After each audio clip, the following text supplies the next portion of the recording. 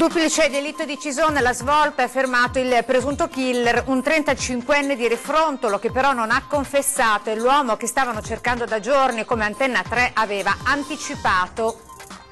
Movente economico, l'uomo sarebbe entrato nella casa per rubare, un colpo finito nel massacro. A Cisone il sollievo del sindaco della comunità, finalmente si può respirare.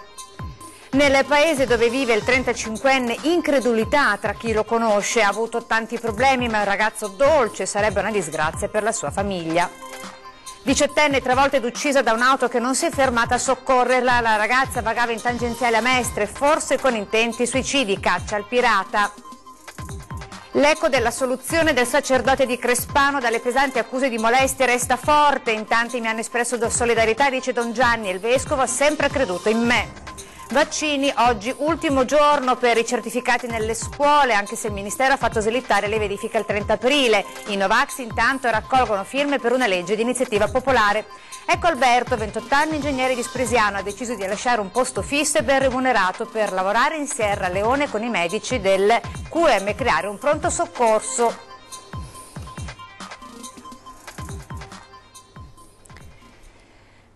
Ben ritrovati con l'edizione regionale dei notiziari di Antenna 3, dunque l'avete sentito dai titoli in apertura, il fermo del presunto killer del duplice delitto di Rolle. Si tratta di un 35enne di Refrontolo, già noto alle forze dell'ordine, che tuttavia non ha confessato il delitto. L'ipotesi è che fosse andato in via Marzolle a rubare e che poi da lì si è finita con il massacro, come tutti quanti noi sappiamo, con il massacro dei coniugi Nicolasi. Tutti i particolari nel nostro primo servizio. Sono contenta per quanto si può essere contenti dopo un delitto, ma quantomeno è assicurato alla giustizia il colpevole e anche per giustizia nei confronti dei familiari. La svolta alle prime luci di questa mattina, quando i carabinieri hanno fermato a Refrontolo, su disposizione del sostituto procuratore Davide Romanelli, Sergio Papa, 35 anni, tossicodipendente e pregiudicato. È lui, secondo i carabinieri del nucleo investigativo di Treviso, il responsabile del massacro dei coniugi Loris Nicolasi, 71 anni, e Anna Maria Niola, 68, nella loro casa di Rolle, e dietro il duplice delitto ci sarebbe un furto in casa finito male. Vistosi scoperto, Papa avrebbe brutalmente aggredito i due anziani, forse con un coltello che aveva in tasca, ma il movente è al vaglio perché Papa non ha confessato e la sproporzione tra l'intenzione di rubare in casa e il massacro che ne è seguito è lampante, sempre che Papa non fosse completamente fuori controllo. Gli inquirenti si sono orientati fin dalle prime ore sulla pista del balordo, sparito il pomeriggio stesso del delitto da Cisone, come anticipato dalla nostra emittente, quello con cui il giorno prima i Nicolasi avevano litigato all'interno della loro proprietà perché lo avevano trovato a bivaccare da loro. Avevano dovuto cacciarlo in malo modo, come Anna Maria aveva riferito a una conoscente. L'indomani, secondo la ricostruzione degli investigatori, sarebbe tornato in via Marzolle. Nel pomeriggio in carcere il 35enne è stato interrogato. Lunedì il provvedimento a suo carico dovrà essere convalidato dal GIP, ma contro di lui ci sarebbe un elemento di peso, il DNA ritrovato sul luogo del duplice delitto. A Cisoni il fermo viene vissuto come la fine di un incubo. Se sta ciappassi sarebbe contenti di ciappà e che fai purgare proprio le pene. Sono contenta anche per i miei cittadini perché finalmente ritorniamo in quella che è la sicurezza e la tranquillità in cui abbiamo sempre vissuto qui a Cisone. E da Cisone ci spostiamo ora a Refrontolo, dove vive la famiglia del presunto assassino. Un ragazzo tranquillo, buono, dolce, lo vedevo sempre passare avanti e indietro, magari perché loro abitano proprio qua in centro, lo vedevo passando qua in negozio a prendersi le sigarette. Così a Refrontolo la cameriera del bar di fronte al municipio, a pochi passi da via Matteotti, dove abita la famiglia di Sergio Papa. Il papà Fulvio, metalmeccanico, la mamma Maria Teresa, che per arrotondare fa le pulizie, 2 fratelli e una sorella. Una famiglia come tante che da tempo però subisce la vita sregolata del primogenito. Le prime denunce, i primi processi già una decina d'anni fa per Sergio Papa. Porto abusivo d'armi in un caso, schiamazzi, minacce, danneggiamenti, anche lo scippo di una donna a Conegliano e poi la droga. Sì, ha avuto problemi di tossicodipendenza. E allora questo si sapeva quando è stato indagato anni fa perché rubava eccetera, però che arrivasse a fare tanto un omicidio del genere sarebbe assurdo. Speriamo proprio che non si tratti di lui. Refrontolo si ritrova drammaticamente chiamata in causa in questa terribile vicenda. Quello che fino a ieri era uno sbandato, al massimo una testa calda, potrebbe essersi trasformato in un killer senza pietà. Sarebbe proprio bruttissimo per loro come famiglia e anche per tutta la comunità di Refrontolo, perché sono cose brutte che non dovrebbero accadere mai, logico. Speriamo proprio di no. E dunque a 10 giorni dal terribile duplice omicidio alla Svolta, l'avete sentito, con la cattura del presunto killer. Quindi nel prossimo servizio ripercorriamo insieme la cronaca del delitto che ha scosso Cison di Valmarino, facendo temere un'altra Gorgo al Monticano. Giovedì 1 marzo, 14:45, Katiuscia Nicolasi rientra dal lavoro, era uscita all'alba per raggiungere il casello dell'autostrada. La casa di via Marzoli è a soqquadro, esce sul retro, trova il corpo martoriato del padre Loris, colpi di arma da taglio all'addome e al collo, e a torso nudo come chi in casa esce di corsa. Il motivo giace a pochi metri. Anna Maria riversa a terra, anche lei senza vita, aggredita per prima da una furia cieca. Le ipotesi dell'omicidio-suicidio, della rapina finita male, vengono presto accantonate e si ripercorrono le ultime ore delle vittime. Alle 10 del mattino era passata per casa la panettiera del paese, aveva suonato, non aveva risposto nessuno, aveva lasciato il sacchetto del pane appeso al cancello. Sono sconvolta perché li conoscevo e sono persone per bene. Nei miei confronti si sono sempre comportate bene. Non sono cose che dovrebbero succedere. Rolle e l'intera Cison di Valmarino vengono percorsi da un brivido e si parla di un'altra Gorgo al Monticano, anche se il sindaco Cristina Pin cerca da subito di fugare quello spettro e auspica una veloce soluzione del caso. Spero che in fretta i carabinieri, compatibilmente col tempo che servirà, le forze dell'ordine porteranno in prigione chi ha fatto questo grave delitto. Katiuscia ha vissuto la tragedia dei primi attimi, il fratello Eddie viene raggiunto dalla notizia in Germania, lì per lì si lascia sfuggire: ho pensato che il colpevole fosse mio padre, lasciando intendere di un Loris Nicolasi violento, manesco. Il cognato Elio lo difende. È una persona normale, una famiglia normale di pensionati che abitavano là, tranquilli, in un posto dove non era mai successo niente. La sorella di Loris, Liliana, è sotto shock. Si dice non è possibile, non ci si crede. Sia mio fratello che mia cognata, delle persone che si stava bene assieme e che mia cognata era simpatica, poi era piacevole stare con lei. Nella casa di via Marzoli arrivano gli specialisti del RIS, raccolgono elementi giudicati utili, poi le autopsie sui corpi che confermano l'inspiegabile ferocia con cui ci si è accaniti sui due anziani. Spunta la pista del tossicodipendente, un 35enne del posto che il giorno prima sarebbe stato scacciato in malo modo dalla proprietà dei Nicolasi. Quante altre volte c'era andato? È forse lui l'individuo che Anna Maria temeva, confidandosi con una conoscente, lui quello di cui diceva un giorno o l'altro mi farà a pezzi? Dal giorno del duplice omicidio non si trova. Fintanto che non si trova, non si risolve il caso, siamo tutti preoccupati, ma penso sia logico, sintomatico una roba del genere. Nella notte la svolta, i militari fermano a Refrontolo Sergio Papa, 35 anni, tossicodipendente, una vita da sbandato, costellata di piccoli reati, su cui ora pende l'accusa di un duplice brutale delitto. Dal duplice delitto di Cison di Valmarino all'omicidio di Oriago a 36 ore dal delitto si fanno sempre più chiari il contesto e le futili motivazioni che hanno condotto alla tragedia. Era conosciuto e stimato in tutto il quartiere Gheorghe Suta, il 37enne rumeno ucciso a Oriago dal connazionale Georgian Beyenaru, con cui condivideva lavoro e appartamento. I vicini descrivono la vittima come una persona corretta, educata, ben integrata e di ottima compagnia. Per anni aveva abitato nella palazzina teatro dell'omicidio insieme alla moglie e al figlioletto di 4 anni. Recentemente la donna aveva deciso di tornare in Romania per un periodo con il bambino e Gheorghe aveva accolto in casa il suo futuro assassino, col quale era imparentato anche per dividere l'affitto. La procedura per regolarizzarne la presenza era già stata avviata. Gheorghe è sempre stato di una correttezza esemplare, racconta l'amministratore del condominio. Mi aveva avvertito del nuovo ospite, domandato il permesso e le informazioni per fare tutto secondo le regole, come faceva sempre. Dovevamo incontrarci la prossima settimana per la firma necessaria alle pratiche per la residenza. Ma i rapporti tra i due erano stati tesissimi fin dall'inizio, come testimoniano le numerose lamentele inoltrate dai vicini che li sentivano litigare anche a tarda notte. Diversamente dalla vittima, l'omicida non conosceva una parola di italiano e non aveva stretto amicizia con nessuno. La ruggine tra i due sembra avesse origine sul posto di lavoro, dove Suta mostrava a quanto pare un atteggiamento autoritario, mal sopportato da Beyenaru. Fino alla notte scorsa, quando dopo l'ennesimo litigio il giovane ha atteso che Gheorghe si addormentasse per tagliargli la gola nel sonno. E adesso a Crespano con l'assoluzione di Don Gianni dalle pesanti accuse di molestie. Dice il vescovo: ha sempre creduto in me. Vediamo. In questi 4 anni, qui in casa, e tanto dolore c'è stato. Doloroso, sì, perché veniva a togliermi ciò che di più bello era del mio sacerdozio. Ha commosso la vicenda di Don Gianni Baccega, l'anziano sacerdote assolto con formula piena perché il fatto non sussiste dopo un'accusa di violenza sessuale nei confronti di una ragazzina di 12 anni quando era sacerdote in un comune del Vicentino. Un episodio, come vi abbiamo raccontato nei nostri TG, che risale al 2008, ma denunciato ben 6 anni più tardi, lasciando sconvolto il religioso, che per 4 anni, ci ha raccontato tra le lacrime, non ha potuto, per disposizione della Santa Sede, né confessare né dire messa, messo in ginocchio da una falsità.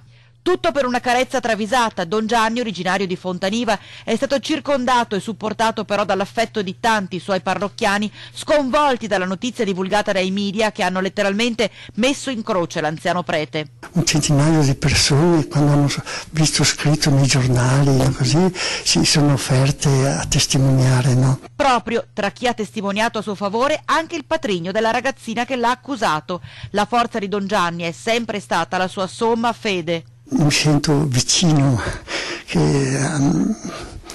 all'eternità e mi pareva come che il Signore mi desse questa prova. È immensa la gioia alla notizia dell'assoluzione. E il vescovo mi ha detto che lui era certo della mia innocenza e che aveva sempre pregato per me. Adesso potrà tornare a dire messa, potrà tornare a confessare, potrà tornare a fare quello per cui ha dedicato la vita. Esatto, sì. E questa è una grande gioia. E questa è una grande gioia, sì. Adesso la cronaca ci porta a Borso del Grappa con un negoziante che è riuscito a mettere in fuga il rapinatore, sebbene fosse armato di pistola. È entrato tranquillo, armato con la pistola, ha puntato l'arma a mia moglie, a questa famiglia con 2 bambine piccole. E ha detto sì, apri. Dopo, quando ho aperto, ha detto datemi i soldi, no, prendo i soldi e buttateli per terra.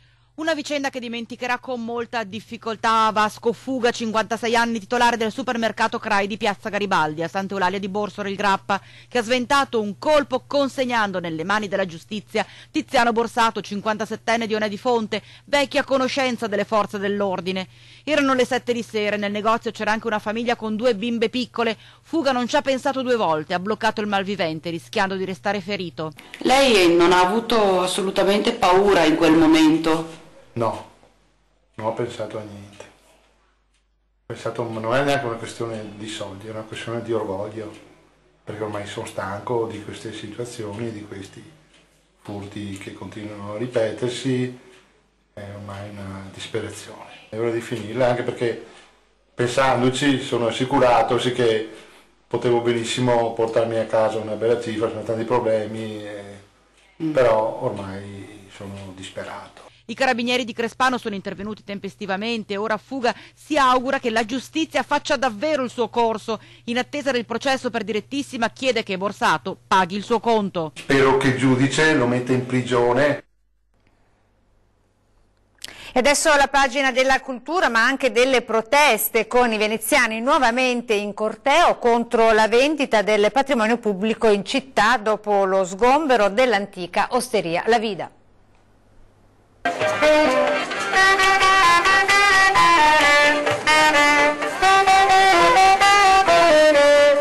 Una lunga passeggiata da San Giacomo a Santomaca, Farsetti e Campo San Geremia per chiedere alla Regione di rinunciare alla vendita dell'antica osteria La Vida e al Consiglio Comunale di non autorizzare il cambio d'uso per la realizzazione del ristorante progettato dall'acquirente, l'imprenditore Alberto Bastianello. Dopo lo sgombero dell'immobile, da settembre occupato da un collettivo che aveva realizzato attività sociali dedicate ai residenti della zona, un presidio di veneziani è sempre stato presente in campo e ha organizzato la marcia di oggi. Una manifestazione di protesta contro l'assenza di spazi pubblici nella città storica, ma anche di proposta. Quel palazzo chiedono venga dato alle associazioni. Rivogliamo la nostra vita, uno spazio pubblico gestito dalla comunità in modo collettivo, in cui le cose erano davvero molto belle, perché si trovavano vecchi, bimbi, famiglie, attività autogestite. Credo in 5 mesi sia stato dimostrato come è possibile farlo, nel rispetto tra l'altro degli articoli della Costituzione, in un modo tanto bello, tanto commovente anche, trovo. C'è un'esigenza a Venezia, più di ogni altra città, di ricostruire un tessuto sociale. Altrimenti davvero, come dice Guccini, Venezia viene venduta. Il sindaco dovrebbe ascoltare la città e anche Zaia non si capisce cosa vuoi per 900.000 euro, non puoi dare uno schiaffo a una città in questa maniera. Abbiamo visto pezzi di città venduti al miglior offerente, scrivono i manifestanti in una nota, e trasformati in spazi di profitto turistico che svuotano Venezia del suo significato e dei suoi abitanti e la trasformano in un contenitore vuoto. Crediamo che un'altra città sia possibile e la vogliamo costruire con tutte le realtà impegnate quotidianamente contro la svendita del patrimonio pubblico e a difesa della residenzialità. E adesso le banche venete ancora in primo piano, con la Popolare di Vicenza condannata a risarcire 2 imprenditori. Un risarcimento da 313.000 euro a fronte di un investimento in azioni BPV da 200.000 mai eseguito. L'arbitro per le controversie finanziarie della Consob ha condannato la Banca Popolare di Vicenza a risarcire 2 imprenditori vicentini che nel 2014 parteciparono all'aumento di capitale con 200.000 euro, appunto, ricevendone in cambio un mutuo da 220.000 che gli sarebbe stato poi restituito con la vendita delle azioni. Quella che si definisce un'operazione baciata. In realtà, ha rilevato la Consob, la banca, oltre a non avere spiegato ai clienti i rischi collegati all'iniziativa, non acquistò mai le azioni dei vicentini, che si trovarono così con nessun bene in mano, ma con un mutuo da pagare. È uscito dal carcere ed è tornato a casa l'ex sindaco di Abano e Montegrotto, Luca Claudio. Luca Claudio è tornato a casa, il già ex primo cittadino di Montegrotto, arrestato nel giugno di 2 anni fa, pochi giorni dopo la sua rielezione a sindaco di Abano con l'accusa di corruzione, gode di un'applicazione della sentenza della Corte Costituzionale che sospende le pene inferiori ai 4 anni. Scagionato intanto sul presunto giro di tangenti relativo agli appalti sugli alberi di Montegrotto, Claudio è sotto processo sulle presunte tangenti relative alla bonifica di una discarica a Giarre. E adesso parliamo di vaccini con le ultime novità, ma lo facciamo dopo il break pubblicitario.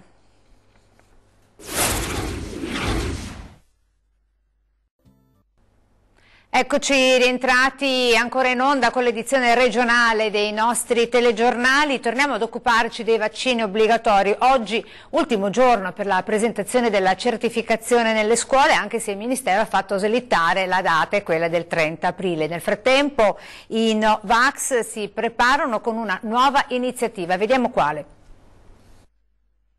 Vaccini obbligatori, il termine fissato dalla legge Lorenzin per completare la documentazione il 10 marzo è arrivato, ma non dovrebbe comportare nessuna rivoluzione all'interno delle scuole venete, dove gli inadempienti sono al momento quasi 90.000. Si è voluto creare confusione appositamente su questa data qua, ma tutti i bambini che hanno avviato, che i loro genitori hanno avviato l'ITRASL, domani continueranno la scuola e sono tutti quelli che avevano dubbi sui vaccini. Il fatto interessante sarà vedere quanti genitori normali, per cui non quelli classificabili come vicini, simpatizzanti della Corvelva, verranno esclusi.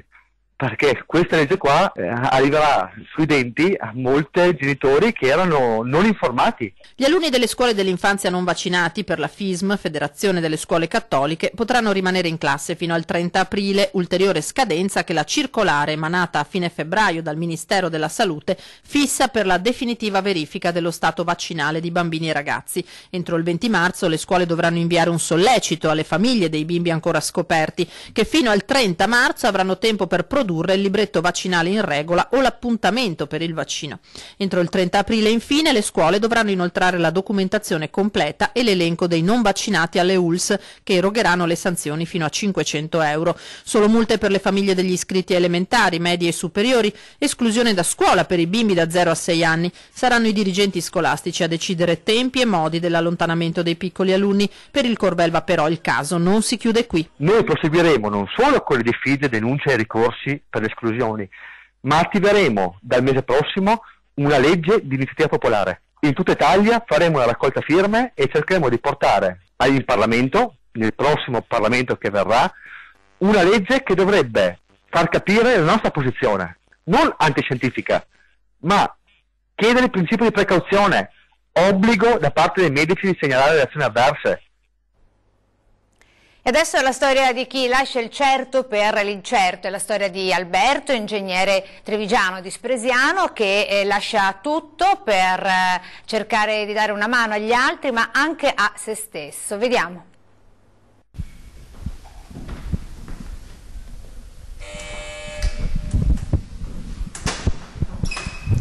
Alberto, sei tu, Alberto Covo? Sono io. Senti, ma è vero che hai già la valigia pronta? Quasi, è quasi pronta, è quasi tutto pronto. Sei pronto per partire per l'Africa e lasciare tutto qui? Pronti? Il passaporto è pronto, i documenti pure. Alberto domani volerà verso una nuova vita. Ingegnere 28enne di Spresiano, un lavoro già avviato, sicuro e ben remunerato, una macchina a sua disposizione 24 ore su 24, eppure lascia tutto per partire per la Sierra Leone. Eccoci qua. Opla,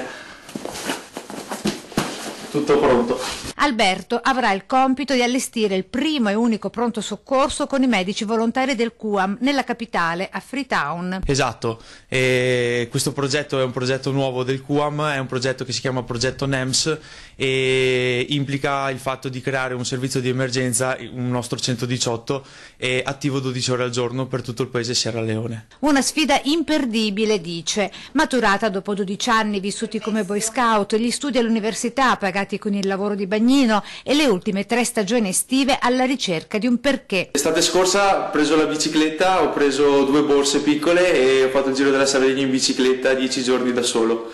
E 2 anni prima sono andato in Portogallo, ho fatto tutto il giro del Portogallo in macchina, da solo, dormendo in macchina.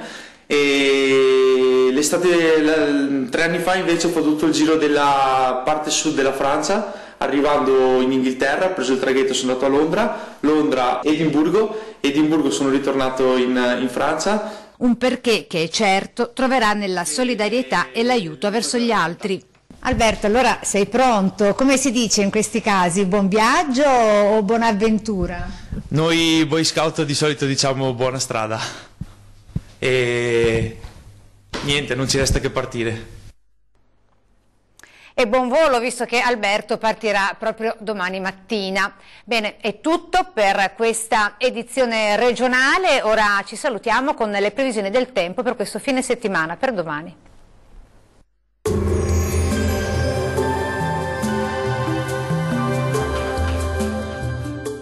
Termoidraulica Susin. Se compri una caldaia, in omaggio il condizionatore. Termoidraulica Susin a 0 branco.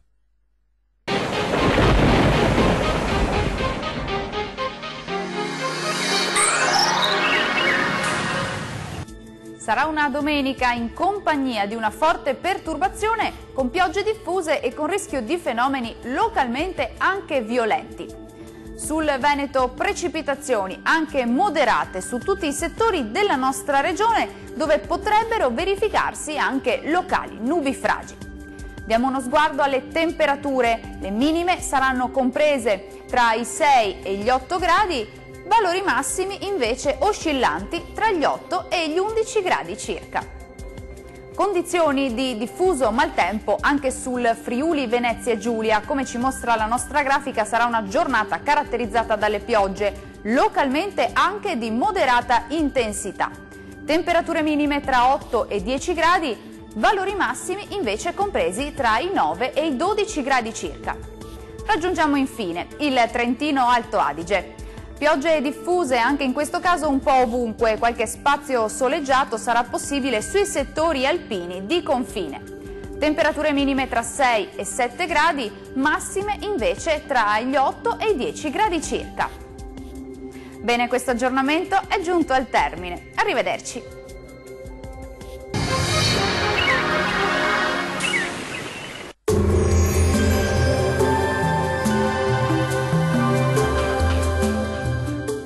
Termoidraulica Susin. Se compri una caldaia, in omaggio il condizionatore. Termoidraulica Susin a 0 branco.